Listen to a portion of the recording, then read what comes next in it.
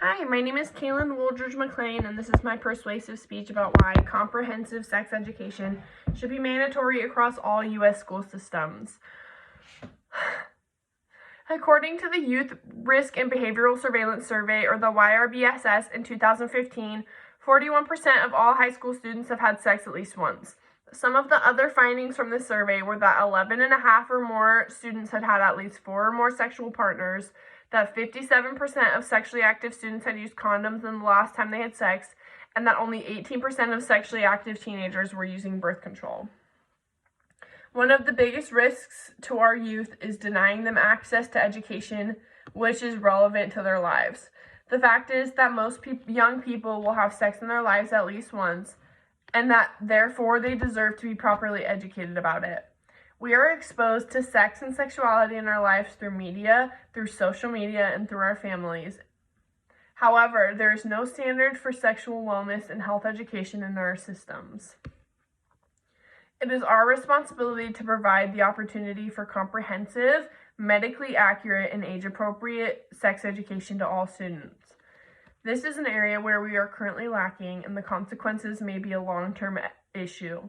Sex education promotes wellness, discourages the use of risky behaviors, and encourages teenagers to engage in the most healthy use of their bodies. These reasons and more are why we should all support comprehensive sex education in our classrooms across the country. The current lack of standard in our education system regarding sex education specifically allows for education which may be actually hindering students to be taught in schools. Abstinence-only education denies our youth the opportunity to learn about other acceptable ways of sexual wellness. There has been no form of sexual health education that has been proven to sway teenagers from having sex one way or the other. Denying them education and resources about acceptable ways of sexual wellness raises a number of problems and creates a sense of taboo around the topic of sex. There are only 13 states in this country which require sex education. Students across the country are not required to learn about sexual health and wellness in the ways they are required to learn about other aspects of education, including sexual health education. There are new forms of sexual health and wellness education that present opportunities for a more open-minded and modern approach to sex ed in schools. Comprehensive sex education is a medically accurate and unbiased form of education that appeals to multiple forms of sexual behaviors that students engage in. Comprehensive sex education provides more than just education. It provides life skills.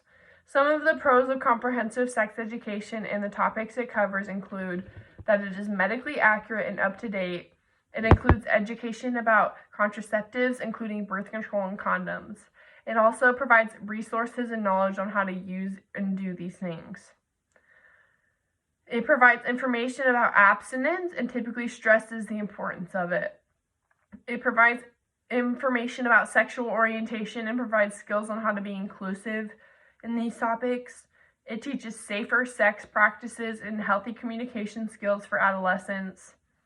It is a medically accurate and age-appropriate form of education. And it teaches about the importance of medically accurate information like puberty, sexual reproductive systems, and reproduction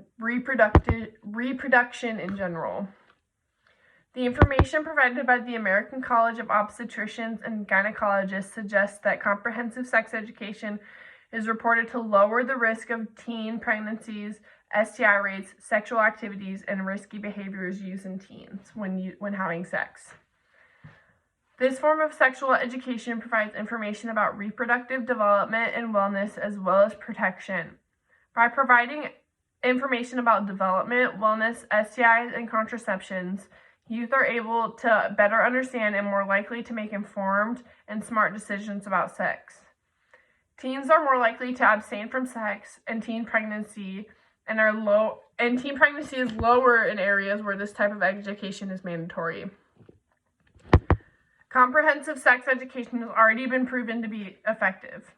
For example, in Oregon, where comprehensive sex education is mandatory in all state schools, although parents may still opt out to teach kids on their own, which provides the opportunity to mean that the state will provide you with medically accurate and age-appropriate sex education at all levels. The state outlines this as setting students up to have respectful and healthy social and sexual relationships. The skills being taught are not only sexual wellness skills, but are life skills as well. They outline the importance of teaching youth their rights and importance of their lives at an early age and continuing through education. Education is comprehensive and medically accurate and teaches youth that their bodies and health are of the utmost importance, and so is protecting the health and bodies of others. Comprehensive sex education does not encourage or teach youth how to have sex, but rather the fact that most teens or relationships will have sex eventually, and therefore why it is important to have safe and healthy relationships and sex during these times. Abstinence is still taught and stressed of being of the utmost importance in all forms of education in this form. The standards are not limited, however, just abstinence-based education, which is the premise in many states, is not allowed. They include a plethora of other forms of education, like reproductive wellness and physiology, including how reproduction works. Rather than teaching young people how to have sex, this form of education teaches young people how to engage in normal sexual and non-sexual relationships throughout life. It talks about the medical aspects and the social aspects of these things and encourages young people to engage in healthy behaviors throughout their lives.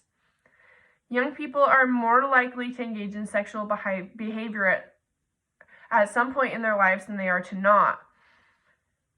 So this type of comprehensive sex education encourages them to engage in the healthiest form rather than not engaging at all, which is what the premise of most abstinence-based education forms are. And although these topics may be challenging to teach, they are important of the well-being and